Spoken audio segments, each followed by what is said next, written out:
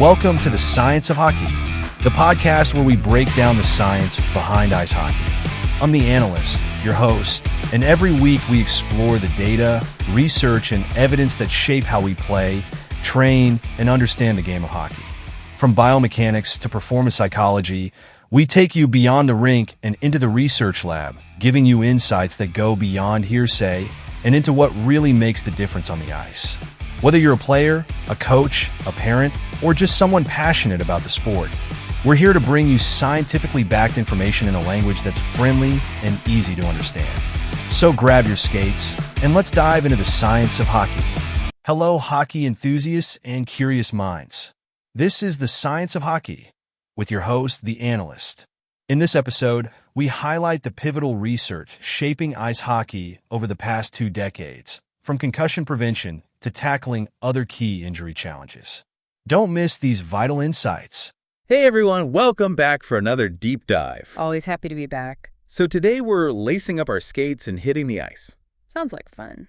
Yep, we're going to be checking out some fascinating research trends in the world of ice hockey. Okay, I'm intrigued. I've got this really interesting article here from the American Journal of Sports Medicine.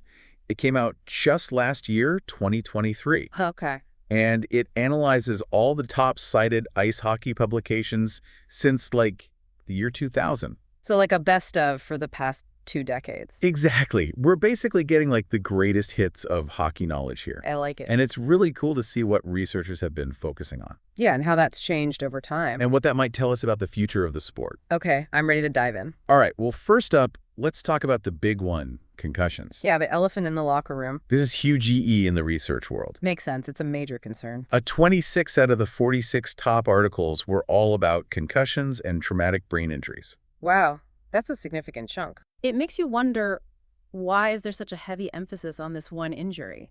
Well, the research paints a pretty clear picture. Concussions are incredibly prevalent in ice hockey. I mean, we all know it's a contact sport, but... It's more than just contact. Right. It's the speed, the force, the hard surfaces. It all adds up. And while football gets a lot of attention for concussions... Especially at the high school level. You're right. But ice hockey actually comes in a close second for the number of concussions in young male athletes. So it's a bigger problem than a lot of people realize. And the stats are pretty alarming, to be honest. Yeah, lay them on me. Across all levels of hockey, concussions make up 14% of all injuries. That is pretty high. And for head injuries specifically, that number jumps to 30%. Wow, so almost a third of all head injuries in hockey are concussions. It's like even with all the protective gear, the nature of the sport just puts players at significant risk. And it's not just the pros either. You see it at all levels, even youth leagues. And what's even more concerning is that there's a lot of underreporting happening, especially at the high school level. Underreporting?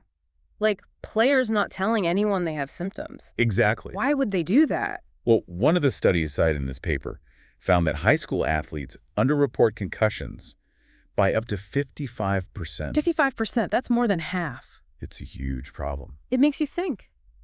Is it the pressure to play through injuries? Could Fear of letting down teammates? Yeah, or maybe just not understanding the seriousness of concussions. What's creating this culture of silence? That's a really good point. It definitely suggests there's a bigger cultural issue at play here that needs addressing. Yeah, like they're trying to shake it off and get back in the game. Which is the absolute worst thing you can do with a concussion. Right, even though it could have, serious long-term consequences. Ignoring a concussion is incredibly dangerous because it's not just a bump on the head. No, it's not. We're talking about a brain injury that can have a lasting impact on cognitive function, mood, and overall health. It's serious stuff. Yeah, like trying to run a marathon with a sprained ankle. Yeah. You might finish the race, but you're going to pay the price later. Okay, so that's a powerful analogy. Concussions are clearly a hot topic, but it's important to remember that there's a whole arena of other research going on in ice hockey. Absolutely. It's not all about the head. What else are researchers digging into? Well, aside from the brain, they're also fascinated by the hip. The hip. Interesting. Yeah, the second most studied area was hip pathology, particularly a condition called femoroacetabular impingement, or FAI for short. Okay, FAI. Never heard of that. Basically, it's when there's abnormal rubbing in the hip joint. Oh, so like bone-on-bone kind of thing. Yeah, and it can cause pain, limited mobility, and even lead to labral tears or arthritis. So not something you want to mess with. Right. Why would that be such a big deal specifically for hockey players? Well, think about the way they move on the ice, all those quick turns, deep squats, and powerful strides. Yeah, that's a lot of explosive movement. And all of that puts tremendous stress on the hip joint. Right. It's not just about taking a hit, it's the constant strain from those movements. Over time, that can lead to wear and tear that contributes to FAI and other hip problems. And speaking of strain, one of the top cited papers looked at the connection between hip strength and flexibility and adductor muscle strains or groin strains. Ah, the dreaded groin strain. I mean, every hockey player I've ever known has complained about groin pain at some point. Yeah, it's one of the most common injuries in the sport. So this research is saying that having strong, flexible hips is key to preventing those painful groin strains. Exactly. It's like having a solid foundation for a house. If the foundation is weak, the whole structure is more likely to crumble. Okay, that makes sense.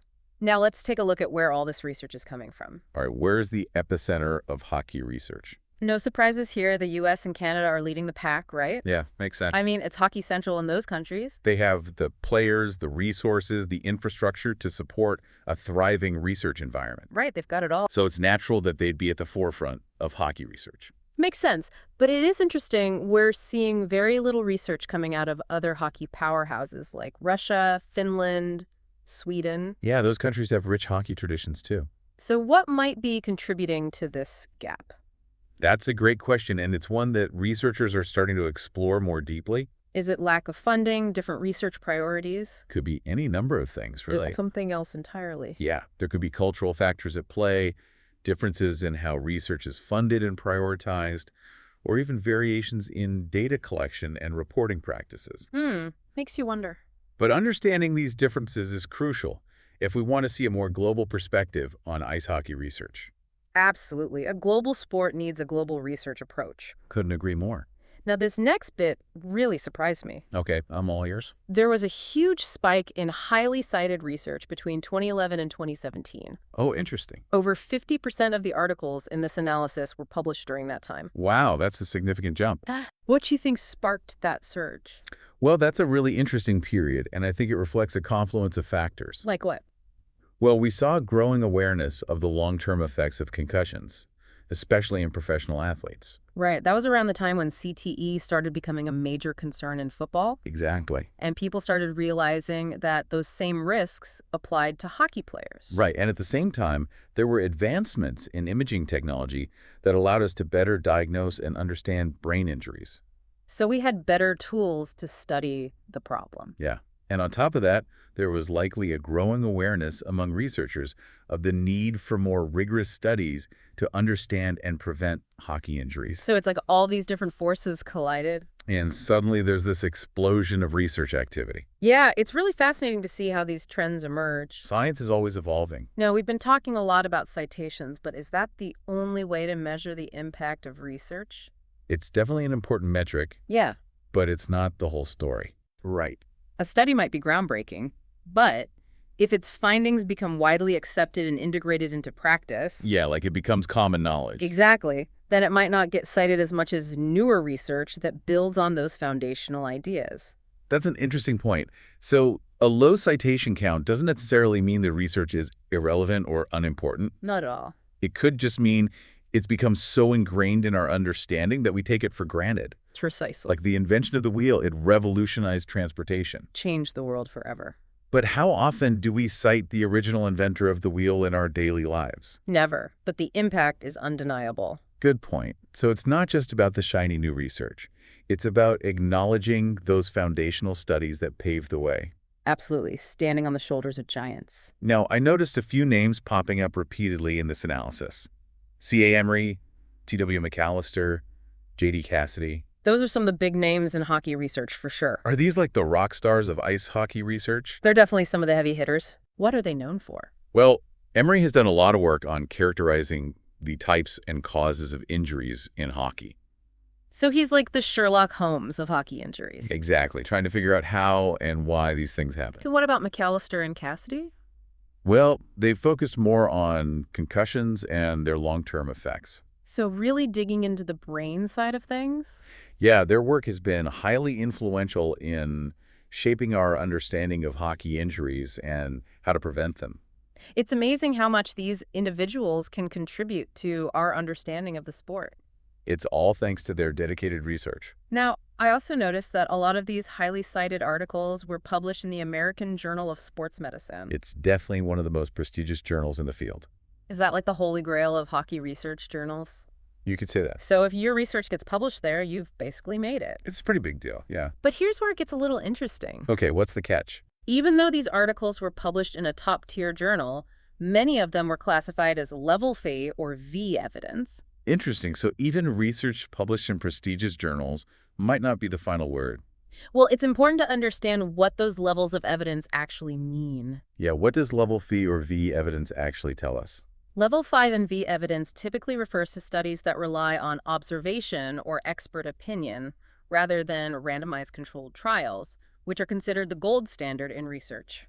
So it's not necessarily bad research, but it might not be as conclusive as other types of studies. Exactly. It doesn't mean the research is bad or unreliable, but it does mean we need to be a little more cautious in interpreting the findings and drawing firm conclusions. Right, it's like a piece of the puzzle, but we might need more pieces to see the whole picture. So it's like a first step in understanding a problem, but we might need more robust studies to confirm those initial findings and get a clearer picture. Exactly, it's all part of the scientific process. Asking questions, gathering evidence, testing hypotheses, and refining our understanding over time. It's a journey, not a destination. That's a great way to put it. And speaking of journeys, we've covered a lot of ground today. We've definitely skated through a lot of information. From the prevalence of concussions to the challenges of conducting high-level research in a fast-paced sport like hockey. But don't hang up your skates just yet. We're not done yet. We've got a lot more to explore. Stay tuned for part 2, where we'll delve even deeper into the fascinating world of ice hockey research. See you on the ice. Looking forward to it. Welcome back to our exploration of ice hockey research. Yep, we're back for another period. Ready to drop the puck on some game-changing findings. Let's do it. You mentioned a study about athletes underreporting concussions. Yes, that one really got people talking. It really stuck with me. If players are hiding their symptoms, how can we even begin to address the problem? It's definitely a major roadblock. Right. The study by Wallace and his team, published back in 2012, they surveyed high school athletes across several sports, including hockey, and what they found was startling. What did they find? A significant number of athletes, sometimes over half, admitted to hiding concussion symptoms from coaches and trainers. Wow, that's way more common than I would thought. It's alarming, isn't it? It really is. It's like, even with all the awareness campaigns. All the education programs out there, Right. There's still this underlying pressure to tough it out and stay in the game. But why? What's driving this behavior? Well, it's complex, Yeah. but some factors seem to be pretty consistent. Like what? Fear of losing playing time is a big one, especially for athletes who are trying to impress college scouts or make a name for themselves. Makes sense. They don't want to miss out on opportunities. And then there's the pressure from coaches, parents, even teammates Here. to be a warrior and not let the team down. Right. It's like this whole culture of pushing through pain and not showing weakness. Exactly. But the thing is, with concussions, it's not about being tough. It's about protecting your brain. Protecting your future. And that's why it's so crucial to shift the narrative around concussions. How do we do that? Well, it's not a sign of weakness to report symptoms. No. It's a sign of intelligence and responsibility. Being smart, not tough. Exactly. We need players, coaches, and parents to understand that a concussion is a serious brain injury, not just a ding or a bell ringer. It's not just a bump on the head. It's way more serious than that. Absolutely. Okay, so we need to change the culture around concussions, but what about preventing them in the first place? Yeah, that's the ultimate goal. What kind of research is being done in that area? A lot of different approaches are being explored. Okay, like what? Some researchers are focusing on helmet technology. Trying to make them safer? Yeah, trying to develop helmets that can better absorb and disperse impact forces. So better protection for the head. Exactly. And others are looking at rule changes, Such as? stricter penalties for hits to the head. Trying to discourage dangerous play. So it's like we need to attack the problem from multiple angles. We need a multi-pronged approach. But what about training? Training. Yeah, can players learn to protect themselves better on the ice? Absolutely. There's a growing body of research looking at the role of neck strength and stability in reducing concussion risk. So like having strong neck muscles can help protect your brain. Exactly. A stronger neck can help to stabilize the head and minimize the forces that are transmitted to the brain during a collision. So it's like having a strong neck acts like a shock absorber for your brain. Exactly. Fascinating. And there are specific exercises that players can do to strengthen those neck muscles Oh, interesting. and improve their ability to withstand impacts. It's not a foolproof solution, No. but it's an important piece of the puzzle. Yeah, every little bit helps. It all ends up. Interesting. So it's not just about helmets and rules. Totally. It's about training your body to better handle the physical demands of the sport. Preparing for those impacts. Now, I remember you mentioned a study about hip strength and flexibility. Right, the one by Tyler and his colleagues. How did they even go about studying that connection? Did they have players do yoga on the ice or something? Not quite. They assessed hip strength and flexibility in a group of hockey players Okay. and then tracked their injury rates over a season. Okay, so it's like a preventative measure. Right. But how does that actually work? How does having flexible hips protect you from a groin strain? Well, think about the mechanics of skating.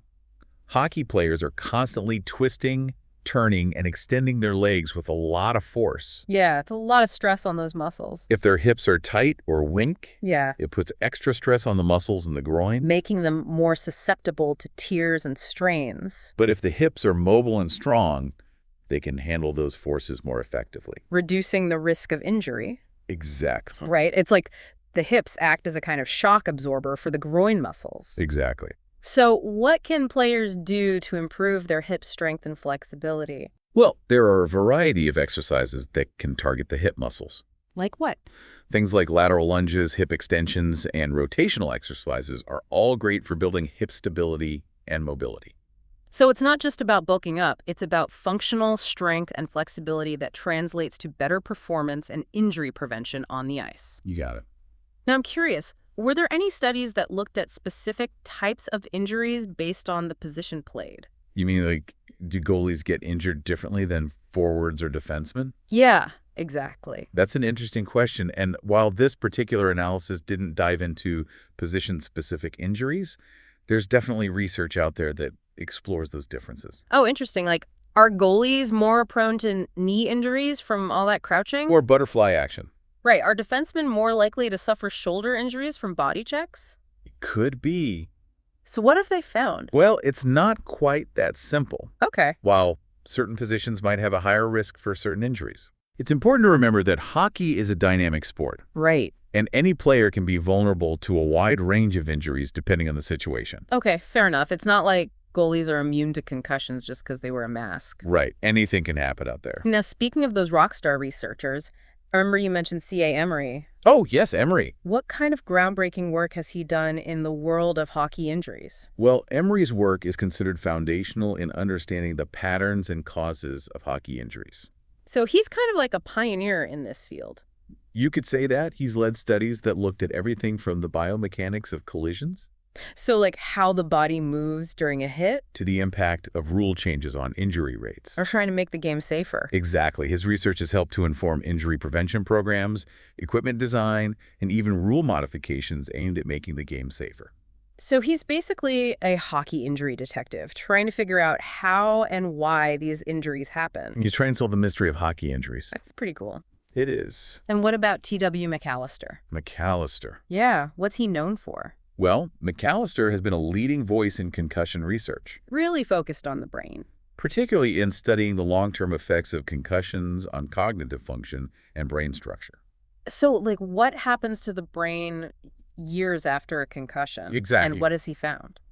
Well, he and his team have conducted studies that show that even a single season of repeated head impacts can lead to measurable changes in the brain. Wait, really? Even if they don't have a full-blown concussion? Even if the athlete never experiences a diagnosed concussion. Whoa, that's kind of scary. It is concerning. So even those subconcussive hits, the ones that don't necessarily knock you out, can still have a cumulative effect on the brain. That's exactly what the research is suggesting. It's like death by 1,000 cuts, almost. And it highlights the importance of minimizing head impacts at all levels of play, not just when a concussion is suspected. Okay, that makes a lot of sense. It's about protecting the brain at all costs. But how do you actually minimize head impacts in a sport that's inherently physical? It's a tough one, no doubt. I mean, hockey is known for its big hits and aggressive play, It's part of the game. but we don't want to take away the physicality completely. Right, it's about finding a balance. Now, how do we do that? Well, one approach is to focus on skill development Okay. and teaching players how to play the game safely and responsibly. So, like, better technique can lead to fewer head impacts. Exactly. It's about being smart and skillful, not just big and strong. And what about the rules? Well, another approach is to enforce rules against dangerous hits to the head. Yeah, the stricter penalties we were talking about earlier. Exactly, and penalize players who engage in reckless behavior.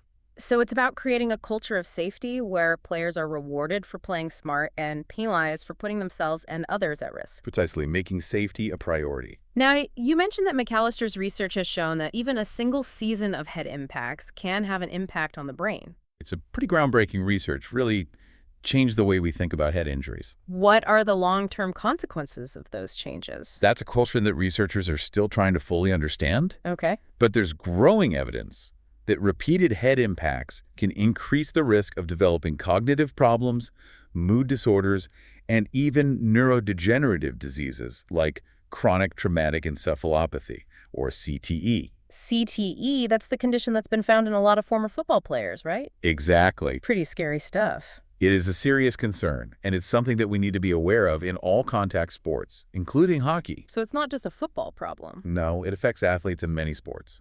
The research is still evolving, but it's clear that protecting the brain is paramount. Absolutely. It should be our top priority. Okay, so concussions are clearly a major concern, but what about the hip issues we were talking about earlier? Right. Those are important, too. Is there anything players can do to prevent those long-term hip problems, or is it just an inevitable part of playing hockey?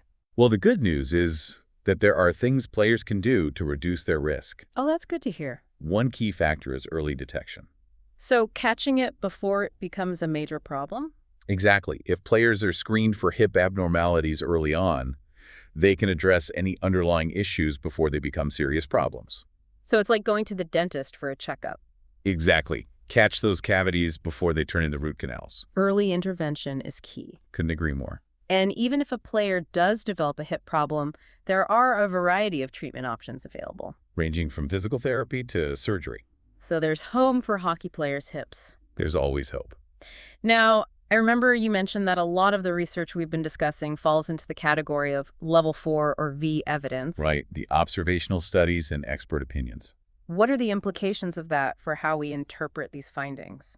Well, it's important to understand that level 4 and V evidence, while valuable, doesn't necessarily provide the same level of certainty as higher-level research. Observational studies and expert opinions can offer insights Right. and generate hypotheses. Yeah, like giving us a starting point. But we need more rigorous studies, like randomized controlled trials, To confirm those findings. and draw definitive conclusions. So it's like we have these tantalizing clues, but we need to do more detective work to piece together the whole story. Exactly. And that's the beauty of scientific inquiry, isn't it? Absolutely. It's a continuous process of discovery, refinement, and validation. We're always learning, always questioning, and always striving for a deeper understanding. And that brings us to the end of part 2.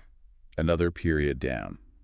We've delved into some fascinating studies, uncovered some alarming trends, and explored the complex interplay between the physical demands of hockey and the long-term health of the athletes. It's been quite a journey. But we're not done yet. There's one more period to go. In part 3, we'll take all this knowledge and connect it to the bigger picture. The future of hockey. What does it mean for the future of hockey, and what can we do as fans and supporters to promote a culture of safety and well-being in this beloved sport? Stay tuned. Welcome back to the Deep Dive. It's the third period of our exploration into the world of ice hockey research. And like any good hockey game, it's time to see if all that hard work pays off. That's right. We've looked at the trends, the big players in research, even dove deep into some of the key studies. Now the question is, so what? What does all this mean for the future of hockey? We've uncovered some pretty concerning things about concussions, hip problems, and the overall physical toll the sport takes on players. It can't all be doom and gloom, right? There's got to be a silver lining somewhere. Oh, I think the silver lining is that awareness is growing. Yeah, it feels like we're finally starting to see the forest for the trees. We're no longer in the dark ages where concussions were shrugged off as getting your bell rung. Right, like it was no big deal. The research is shining a spotlight on the potential long-term consequences of these injuries. And that's driving a shift towards a more preventative approach. Exactly. We're moving beyond just treating injuries after they happen and starting to think about how to prevent them in the first place. Okay, but how do we actually translate all this research into real-world change on the ice? That's the million-dollar question, and it's going to require a multifaceted approach. Okay, I like where this is going. It starts with education. Educating who? Making sure players, coaches, and parents understand the risks, the signs of concussion, and the importance of reporting symptoms. Right. Knowledge is power, but only if you act on it. Exactly. We got to spread the word, make sure everyone's on the same page about the seriousness of these injuries. Absolutely. And then we need to look at rule changes that discourage dangerous play and penalize those who put others at risk. We're seeing some progress in this area. Like what? Stricter penalties for hits to the head and efforts to eliminate boarding and other reckless plays. It's like we're trying to change the culture of the game itself. Making safety a priority, not just an afterthought. But rules are only effective if they're enforced, right? You got it. And that's where coaches and officials come in. Right. They need to be vigilant about calling penalties and setting a tone that prioritizes player safety over everything else. They're the guardians of the game, making sure everyone's playing by the rules and respecting each other's well-being. Exactly. Leading by example. Okay, so we've got the education piece, we've got the rules, but what about the equipment? Can technology play a role in making hockey safer? Absolutely. We've already seen significant advancements in helmet technology. Trying to make them more protective. Yeah, and research is ongoing to develop helmets that can better absorb impact forces and reduce the risk of concussions. So it's like we're trying to build a better suit of armor for these warriors on ice. In a way, but it's important to remember that no helmet can guarantee 100% protection. Right. Because The forces involved in a hockey collision are simply too great. Right, they're moving so fast. But a well-designed helmet can significantly reduce the risk by absorbing and dispersing those forces more effectively. So it's like we're trying to minimize the damage. Giving the brain that extra split second to brace itself for impact. And what about those other injuries, the hip problems, the groin strains? Is there anything technology can do there? Technology is definitely playing a role in helping us understand and manage those injuries. How so? Well, wearable sensors are becoming increasingly sophisticated, I've seen those. They track all sorts of things. and they can provide valuable data on biomechanics, movement patterns, and even muscle activation. And how does that help with injury prevention? Well, this information can help identify potential weaknesses or areas of overuse that could lead to injury. So it's like having a personal trainer and a biomechanics lab built right into your hockey gear? Pretty much. That's wild. Okay, and what about the research into FAI and those chronic hip problems? Are we making any progress there? We're definitely learning more about FAI and other hip issues. And that knowledge is leading to better diagnosis, treatment, and prevention strategies. One of the key takeaways is that early detection is crucial. So catch it early. If we can identify those subtle hip abnormalities early on, Yeah. we can often address them with conservative measures like physical therapy or targeted exercises. So like an ounce of prevention is worth a pound of cure, right? Exactly. So get those hips checked, folks. Yeah. But what happens if those conservative measures don't work? Are we getting better at surgical interventions for hip problems? Surgical techniques are constantly evolving, and we're seeing more minimally invasive procedures that offer quicker recovery times and fewer complications. So less downtime and faster healing. But surgery is always a last resort, and the goal is to help players avoid it altogether if possible. Yeah, prevention is always better. Couldn't agree more. Now, we've talked a lot about the physical aspects of hockey injuries, but what about the mental and emotional side of things? That's a really important point. Yeah, recovering from a concussion or a serious hip injury can't be easy. It can be incredibly challenging, both physically and mentally. Right. It's like their whole world gets turned upside down. They're used to pushing their limits, competing, being part of a team. And suddenly they're forced to sit on the sidelines and watch. It's a huge adjustment. That's gotta be tough. It can be. Athletes often struggle with fear, anxiety, depression, and even a loss of identity when they're sidelined by an injury. So it's not just about fixing the body, it's about healing the mind as well. Exactly. And that takes time, patience, and a whole lot of support from the people around them.